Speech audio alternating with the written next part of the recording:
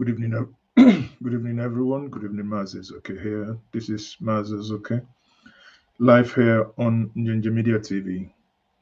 Where are you joining us from? This evening, we are going to be looking at something very, very interesting.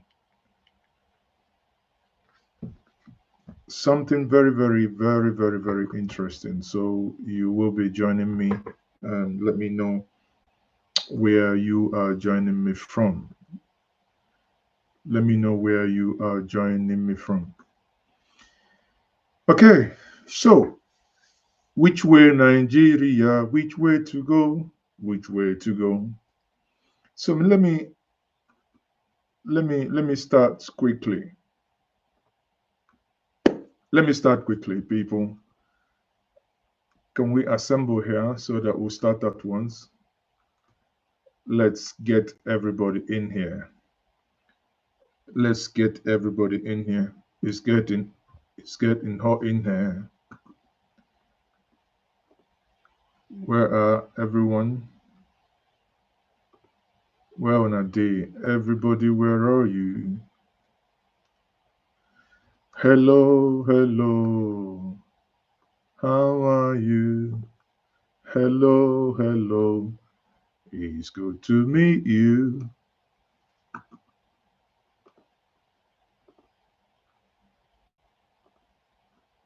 I say hello. I'm happy that you came. I say hello. Please come back again.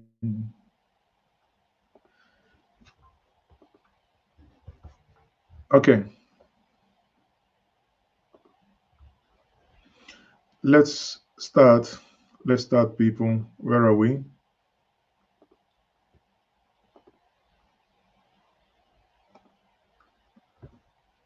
Good evening, everyone. My name is Mazezuka. Welcome to this evening broadcast. Today is Thursday, the 5th of February 2026.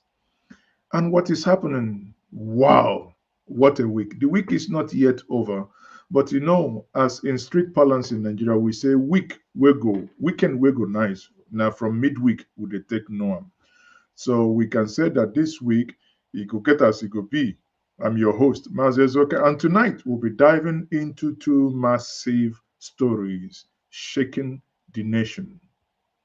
One is the shocking event that has happened since 2 days ago. Some Nigerian senators are now publicly disowning the Electoral Act Amendment Bill that Senate President Godswill Akpabio just passed through the Senate. Reports that we have say that the version passed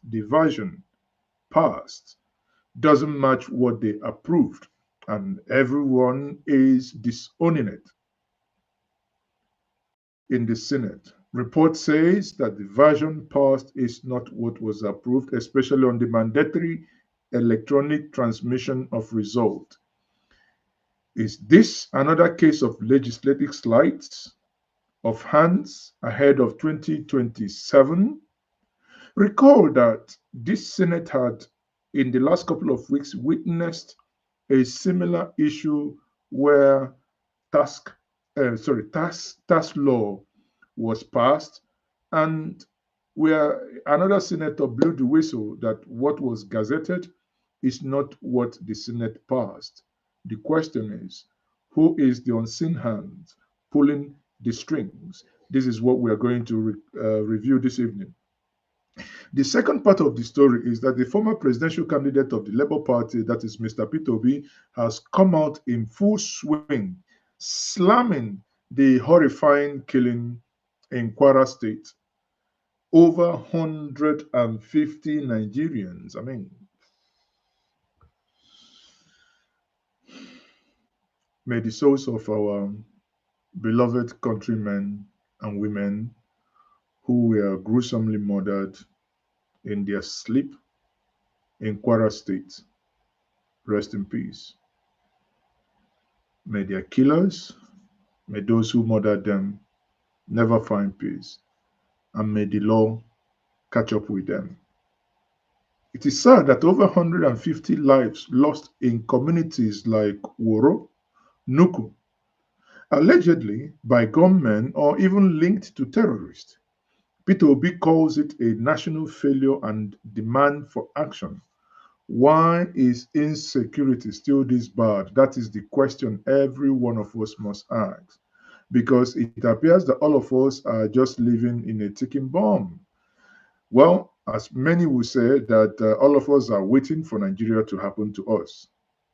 Let us break it down in this live facts, reactions, what it means for Nigerian democracy and security. Drop your thoughts in the comment sections. Get the comment section busy. Let's start buzzing.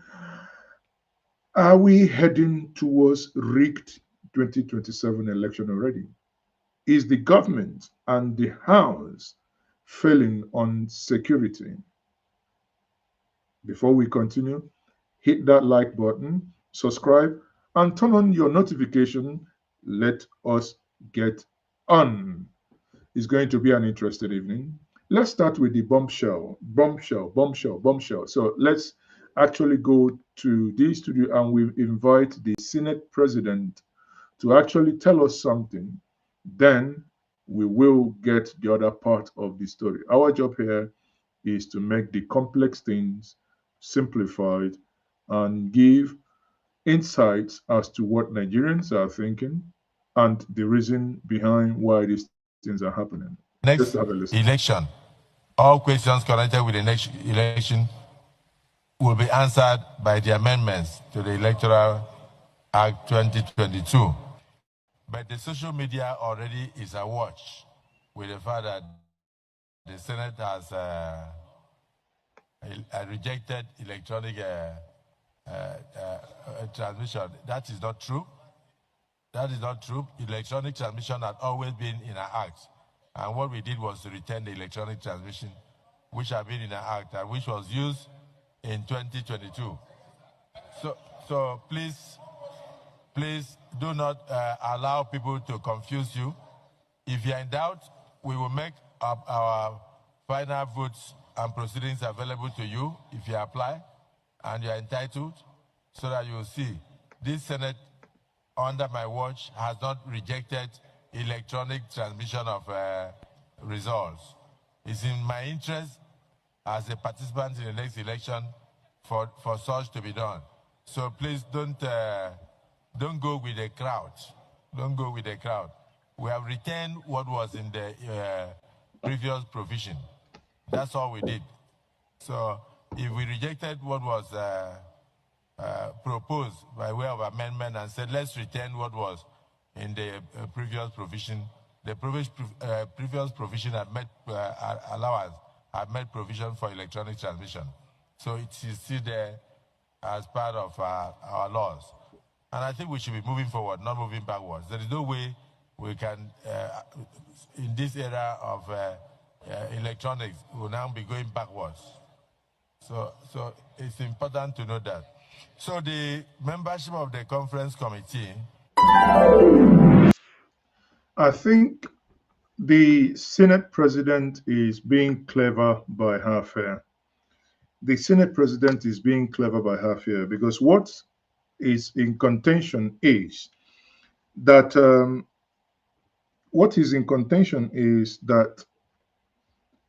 from what he said, you can see in the 2022 Electoral Act, it has transmission, which other senators have come out to say actually it's not transmission. That in the 2022, that what he had was transfer, electronic transfer. Now, according to them, in order to avoid ambiguity, they've come out and say, okay, instead of having transfer, they agreed to have transmission. Now, but what is the main issue which the Senate President did not address? The main issue is time, that is immediately, not afterwards. INEC has INEC has the right to eventually decide if it's going to be real time. But what Nigerians were demanding was that by law, that there shouldn't have that INEC should not have the option to choose if it's going to do it or if it's not going to do it. That by law, it should be a law, a criminal offense if you don't. So why is the Senate president being clever by half? However, other senators, especially those from the opposition, ADC, PDP, and ADC and PDP predominantly, and I don't know if any Labour Party was there, that they have come out now to make clarifications. Then pay attention to the clarifications that they made. We felt, those of us who are still around, that it would be necessary to make a clarification of what happened yesterday, to put the records straight. Yesterday, the Senate did not, I repeat, did not pass transfer of results, which was in the 2022 Act. What we passed, and which the Senate President himself, when he was doing a clarification sitting on his chair, is transmission of results. And I need to make this very clear. Every one of us who is a senator, who has the privilege to represent a senatorial district, came here under the trust of their senatorial zone. And the reason for us to go into a closed session was so that we can tidy up all the niggling things inside there. And when we now come back to plenary to pass it, that we will pass it without any rancor. I can assure you, on my honor and the honor of all of us who are standing here, that both the Electoral Committee of the Senate, then the Ad hoc Committee of the Senate, and also in the executive session that we had, that we all agreed on section 63, which is electronic transmission of votes. Electronic transmission of results. Transmit, not transfer. What is in 2022 is transfer. And we don't want a law that is vague. We don't want a law that will be misinterpreted by anybody. We want a law that is clear, concise, and can be interpreted by all, and that is unambiguous. So it is electronic transmission of results. Yes, thank you. I think we can end it here because we've done what. Okay.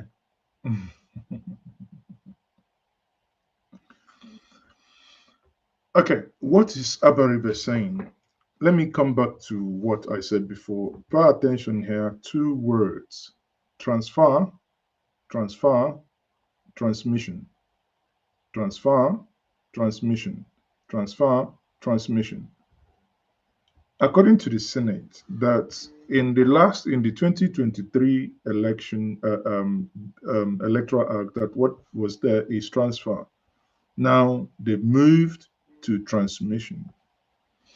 I am somewhat not happy with the press release or press statement by these senators here, these ones here. I am not entirely happy because there is one thing they did not address. Here, we don't sugarcoat it. We tell it as it is. After this program, I'll try out as much as possible to reach out to 1 or 2 of them there. No, about 3 of them, yeah. See who will pick my call and who answer that question. One thing that I wasn't happy here is that they did not hear Abaribe and his other senators also failed to tell Nigerians if the transmission that they approved was mandatory. What they told us is not too far from what the Senate president said. However, we have someone who was also involved in the whole process, Clement Nwankwo. Clement Nwankwo also in this interview made this clarification, if you I think the me. whole country is shocked. Disappointed is an understatement. The whole country is shocked, and I am particularly depressed about what has happened. PLAC and civil society have worked with the National Assembly. National Assembly has conducted hearings, public hearings, zonal hearings, hearings across the country, getting views from citizens on what should be included in the Electoral Act.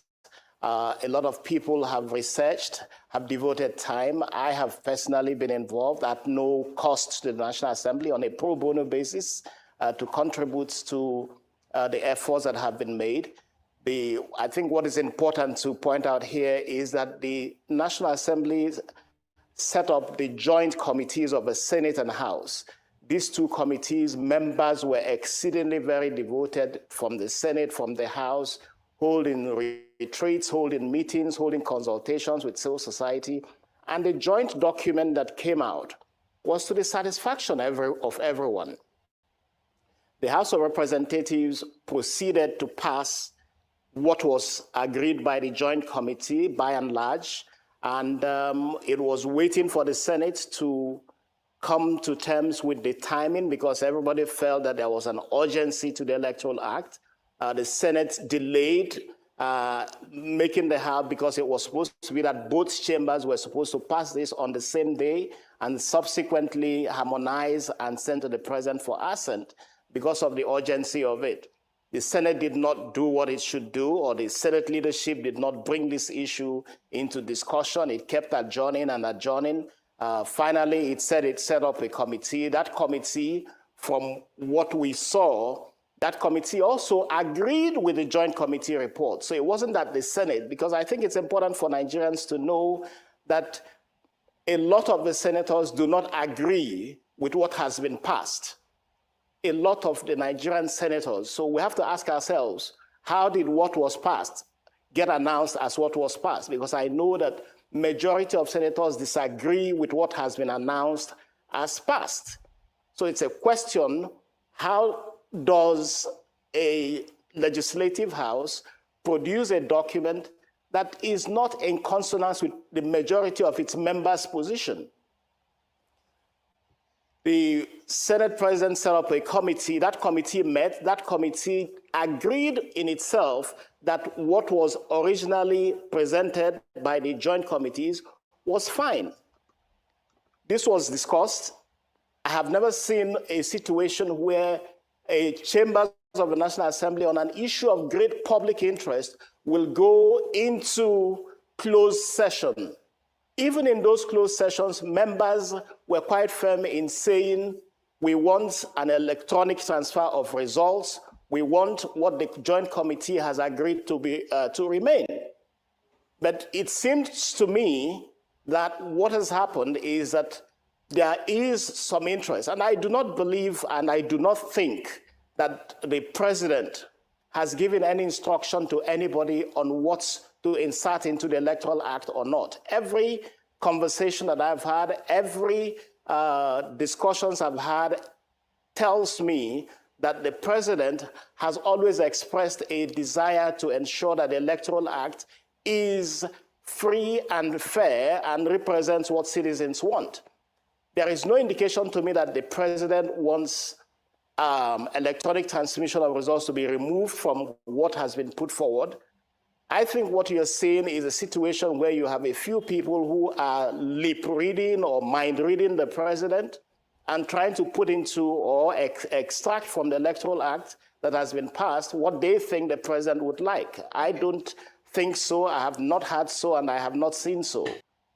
Okay, so you've had this view. The question now is, what are the key issues? What are the facts? What are the facts? If you may ask, what are the facts? What are the key issues here?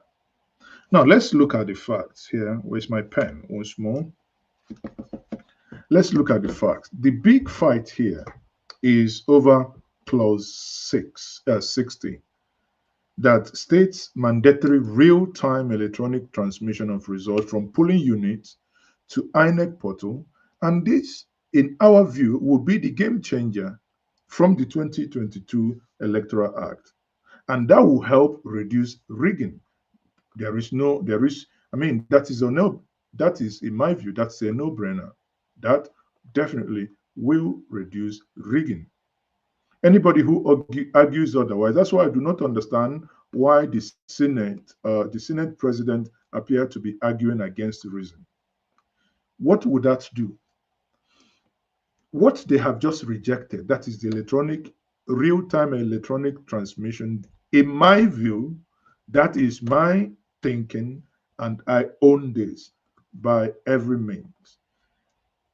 In my view, what they've done is to stop what is going to stop them from doing the midnight abracadabra, where result changes.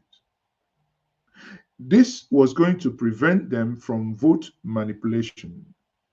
This was going to make rigging almost impossible. It will force them to actually win election fair and square. These people that you see here are your reps. Are they really your reps? If you ask me, they are not our reps. They are just politicians trying to lord it over us, trying to win election by 2027 and come back by all means necessary. Reports say that reports say that the Senate rejected making it mandatory, reverting to the old one, that is 2022. It's like I said, just to give them the leeway to do, you know what I mean? Yeah. But one thing they have finally done is by Monday, I guarantee you that a lot of conversations that I have had today, no electoral reform, no election, and the accusation of forgery, similar to the tax bill, is raising and is raging. People are really planning that by Monday, if there is no quick fix on this National Assembly might not be able to enter their offices. This bill, it's only thing that it aims to tweak election timeline.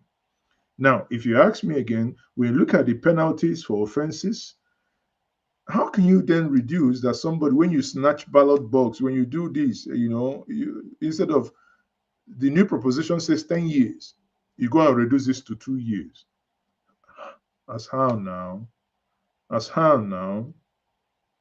If you ask me again, my take, this smells like preparation for manipulation in a country where trust in elections is already very low. After 2023 election, why fight so hard? Many people fought. We submitted. We had representatives who went to some of these, some of the legal teams. They went.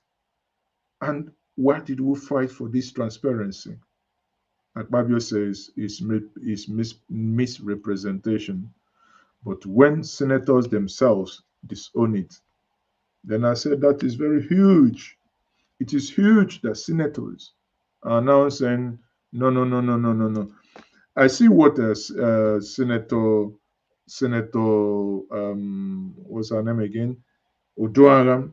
Yeah, Senator Oduaram. No, sorry, Senator Apoti Oduaram. Look at what she wrote here. I just have that a screenshot. It says, I, Senator Natasha Apoti Oduaram, supports real-time electronic transmission of results. Failure of such stouts a little assault to Nigeria's democracy. Go to her Facebook page. That's what Natasha, see, that's what Natasha said here. You can read that. That's Natasha, right? That's Natasha. So when we look at this, then you wonder, why would those who think they have the support of the people are those who are shouting, okay, let's do it, let's do it, let's do it, let's do the right thing. But those who came through the back window, because some of them, remember in the last election, they contested for the presidency and the window was already closed on them, but they were able to somewhat twist the judiciary to still come through the back window. Maybe they are afraid that the people don't like them so much that they may actually lose. Now they are trying to use the law. On a lighter note, I would say the Senate, you people don't know the law. You don't know the law. On this electoral reform, you must show us the law. You must, that's that's on a lighter note. The Senate must show us the law. Okay? So let's see on the comment section, do you want, are you in support that Nigerians from Monday troop out on the street and lend their voice on this? If you're in support, please say yes on the comment section. If you're really into mobilizing Nigerians to come out and demand that this real-time electronic transmission will be, will be done, please let's know what you think in the comment section. Now, having said that, in Kwara State, again, I said this at the beginning, in Kwara State, now there is a heartbreaking story. In Kwara State, gunmen attacked villages. Some of the villages were, what's the name again? Woro, Nuku, in Kaima local government. Reports say that over 150 to 162 people were killed. Some link it to Boko Haram or bandits. Communities buried a mass grave. People, this is not normal. This is not normal. The president, Bola Ahmed Tinubu, had tasked the Nigerian army to quickly move in. I said, Nigerian army would be moving like this or moving. One day he will wake up, say, Nigerian army move. They will say, oh God, there is nobody to move because they are everywhere, from Zamfara to Kogi to Southeast. I mean, where is Nigerian army? No, this is abnormal. However, Peter Obi reacted swiftly on X and said that I am deeply saddened. Every loss of innocent life is tragic, and these killings represent a major failure for us as a nation. He called for swift action to restore peace, prosecute perpetrators, and protect lives. He even tied it to a broader failure in Nigerian system, and he asked a rhetorical question, say, why normalize mass killing? Just wait for a moment. Assuming you are in the US or you are in Germany or you are in the UK, you wake up, let's say you live in Frankfurt, or let's say you live in, I don't know, in Georgia, or let's say you live in Leeds. You wake up one day, you hear that 5 people were killed in a village in England. How would that feel? 5 people. I bet you that the prime minister will summon immediately a Cobra meeting. The president would, everything will go haywire. 5 people, not to talk about 10, not to talk about 15, 20. 30, 40, 50, 60, 70, 100. If this ever happened in any country that takes human life serious, the country will shut down. I bet that many of you didn't know this until probably you're reading it from here or you're hearing me talk about it. I bet you may not even, maybe the mainstream media may have moved on, that you may not even hear this from the mainstream media. Is this how our lives have become, or rather, is this how worthless our lives have become? There was something we posted. I'll read this. If you go to Njenje Media community section, you will see this. And I'll read this for us. This was posted by one of the staff members, I think. Was written by Professor Parogi, who resides in America. Because for the first time, the killing was no longer news. The killing touched him. And Professor Parogi wrote this morning, he said, Boko Haram terrorists murder 170 people in my backyard by Professor Farouk Parogi. I am using this last ounce of energy left in me to type this. A rural community in Kwara State, Kayama local government, which is a close geographic, coincidental, historical, and cultural cousin to my own Baruten local government, is bleeding from an unspeakable uh, sanguinary terrorist assault that has so far claimed the lives of at least 170 people and counting. People familiar with what happened in the village of Woro in Kayaman local government said that the bloodbath started yesterday evening and continued into the morning hours of today. The trigger for the mass murder was the decision by the district head of the village by the name of Alhaji Sahilu Umar to inform authorities of a letter the community received from the terrorists stating that they will be coming to preach in the village at an unspecified date. The village head suspected that the terrorists, known to locals as Mahmuda, were up to no good, so he did what all law-abiding people would do: report to the security forces. It turned out, however, that the terrorists appeared to have informants amongst the security forces the village had reported to. At last, that was at least that was what the people believed. The terrorists were, incensed that the village head had the temerity to report them to the security forces and decided to go on as a mass murdering spree in retaliation. It is not the first time the Mahmuda terrorists have done such a thing in that community. They not only murdered, they also burned homes and kidnapped people using their personal SUV of the village head, whose whereabouts are still unknown as of the time of writing. The photographs of slaughtered and mutilated bodies of innocent men, women, and that uh, children that my people shared with me have immobilized me and will probably haunt me for days. In previous week, they massacred hundreds of innocents on the Niger State side of Bogu in the most brutal way unimaginable. What kind of homicidal beast spills innocent blood just for the hell of it?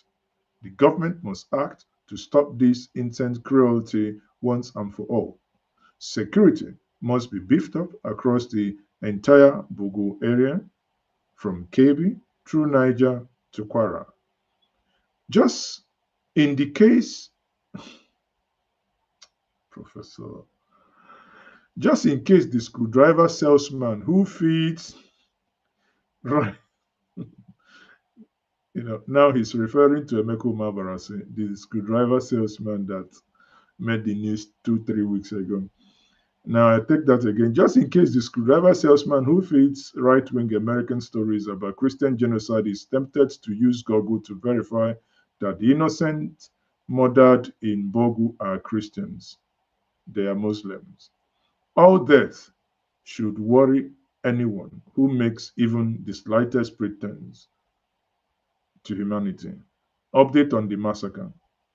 I just got off the phone with Governor Abdulaziz Abdullahi, whose chief press secretary Mal Rafiu Ajay no, Aja Kaye, called me shortly after I posted my last update. The governor was in Kayama when we spoke.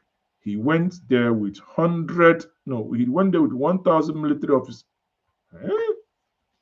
1,000 military officers as part of what he called Operation Savannah Shield, a new initiative to battle the terrorists, anticipate their move, and contain them in that part of Nigeria. I also spoke to Brigadier Nicholas Rume, commander of the 22 Armored Brigade and Sobi Barracks in Ilorin, who was with the governor. He assured me that the situation was contained. He said they verified 75 deaths, but indicated that the number could rise at it had already jumped from 65 to 75. The village heads of Woro, Alhaji Salisu Umar also has been found alive. I appreciate the governor's quick response and physical presence at the theater of the mass massacre and hope that Operation Savannah Shield works to ensure that this does not happen again. Prevention always is better than reaction. Now, this here, the place you see white, these are human beings, over 50. Just they line them up. The reason why we blot them is we don't want to have problem with YouTube saying that we're violating the community guideline on graphic photos. But I tell you, you see villages burnt, villages in Kwara State burnt. You ask yourself, how did we get here? How? How did we get here? May the souls of fellow Nigerians who've lost their lives, may their souls rest in peace. Like I said before, may their killers never find peace. May they rot in hell. If there is any place hotter than hell, that is where they should be. I don't know. They shouldn't rot. They should be roasting. The way you roast um, something. They roast, you turn them, they roast again, you turn them, they roast, you turn them, they roast. If there is anything like that, that's how they should be roasting. Honestly, the videos that I have seen, I mean, that's anyway. Let me let me anyway. That's that. He was speaking Yoruba, but the videos I have seen, they're just too wicked. Okay, let's share some. Let's just basically share some images. I think these are some of the images here. The images are not, these ones are they are somewhat manageable. You can see villages, right? And you can see that these are poor people because to see people in the year 2026 still living in mud houses and thatched roofs. I mean, that's someone having breakfast with poverty. That's what it means. And you can say that these idiots will come, destroy the whole village, and it's unbelievable. Anyway, it's unbelievable. But hey, it happened.